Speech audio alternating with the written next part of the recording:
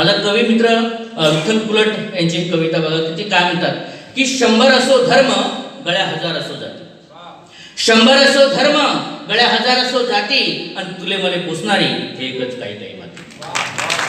100 असो धर्म गळ्या 1000 असो जाती तुले मले पोसणारी हे एकच काही काही माती. तुया पक्ष घालवल्या ते राजकारण जाऊ दे चुल्यात, तुया पक्ष घालवल्या ते राजकारण जाऊ दे चुल्यात. अरे लाख मोलाचं रगत आपलं वाहेत चाललं नाल्यात. तुझ्या माया तिपट पाडून सल्लावान एक होतील राती आणि तुले मले पोसणारी हे एकच काही काही माती. तुले मले पोसणारी एकच काही काही. या काळ्या मातीचे तुम्ही आम्ही सर्व लेकरं आहोत. या काळ्या मातीत राबणाऱ्या कष्टकऱ्यांच्या तुम्ही आम्ही लेकरं आहोत. आणि त्या संदर्भातली कविता ज्या सन्मानपत्रात उल्लेख केला गेला की ही कविता राष्ट्रपती भवनात झाली, ही कविता अमरावतीच्या विद्यापीठात आहे. ती कविता मी या ठिकाणी सादर करतो आहे की आम्ही मानस मातीचे, आम्ही मानस मातीचे, आम्ही मानस मातीचे, आम्ही मानस मातीचे.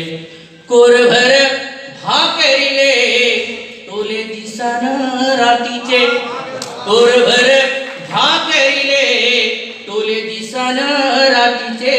आम्ही मानस मातीचे, आम्ही मानस मातीचे, आम्ही मानस मातीचे. माय हातावर पोट सांजियाना सांजी रांधा बहेकल हे कंतर खाप्याचा होते वांधा. पोट धरून पाठीले दोन्ही रडत बसाचे.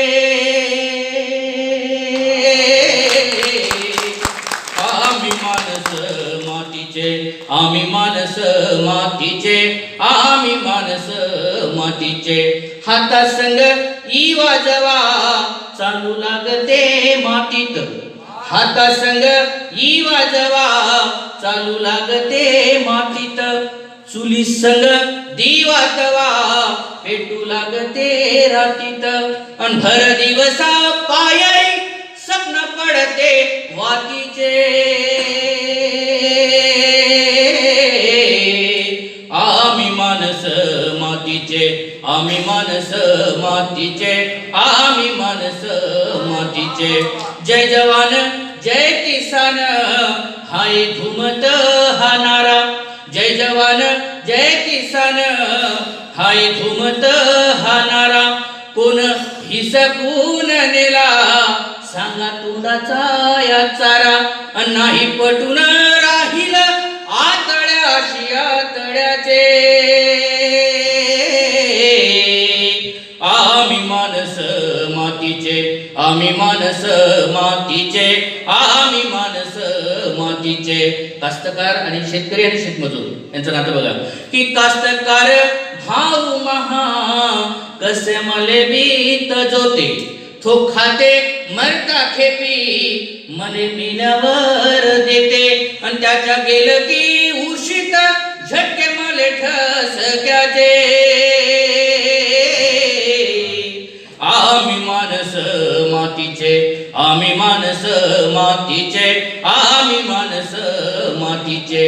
नाही कोणताच भत्ता हाय कुठचा आयोग, नाही कोणताच भत्ता हाय कुठचा आयोग.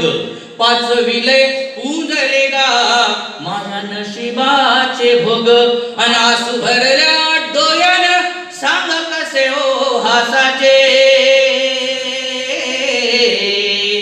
आम्ही मानस मातीचे, आम्ही मानस मातीचे, आम्ही मानस मातीचे. कोरभर भाकरिले टोले दिसान रातीचे, कोरभर भाकरिले टोले दिसान रातीचे. आम्ही मानस मातीचे, आम्ही मानस मातीचे, आम्ही मानस मातीचे.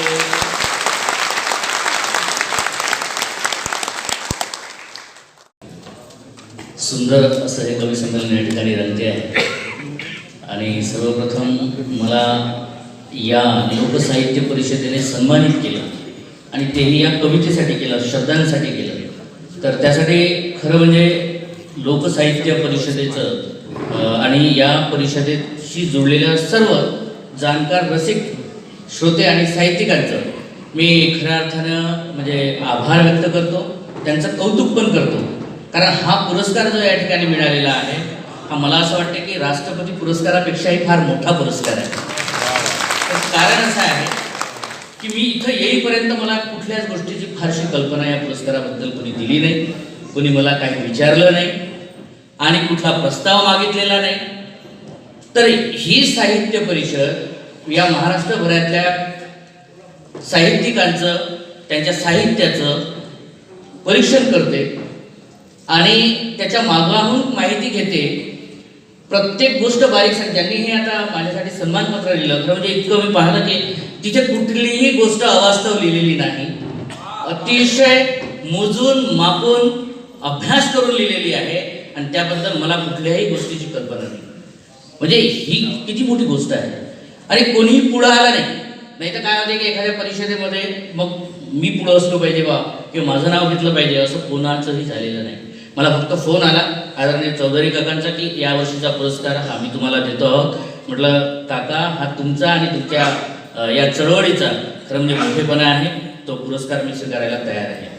आदरणीय अभिजित डाकोरे सरांचा मला एक दोनदा फोन आला मोजक्या गोष्टीसाठी आणि त्यांनी पण फारशी माहिती माझ्याबद्दल विचारली नाही, काही केलं नाही. परंतु जेव्हा मी हे सन्मानपत्र पाहिलं ते ऐकलं तेव्हा लक्षात आलं की ही किती मोठी माणसं आहेत, किती जाणकार मंडळी आहे आणि साहित्याच्या संदर्भामध्ये ही जी चळवळ या ठिकाणी एवढी मोठी संख्येने सर्व लोक तुम्ही दिसताय, या चळवळीचं हे मोठं यश आहे.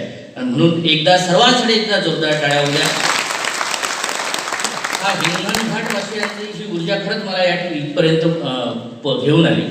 खरं म्हणजे मी भूतानवरून या ठिकाणी प्रवास करत आलो. मी भूतानलाही पोचलो तर केवळ या शब्दांमुळे पोचलो. एका कवितेमुळे त्या भूतानपर्यंत मला जाण्याचा योग आला आणि तिथून सरळ इथं प्रवास करत करत इथपर्यंत येताला ही फक्त या शब्दांची ताकद आहे. तर एक कवी असं म्हणतो, या ठिकाणी गोपालनी मगापासून सांगितलं की ही सर्व मंडळी फार दरली आहे, इथं पक्षपात जातपात धर्मभेद कुठलाच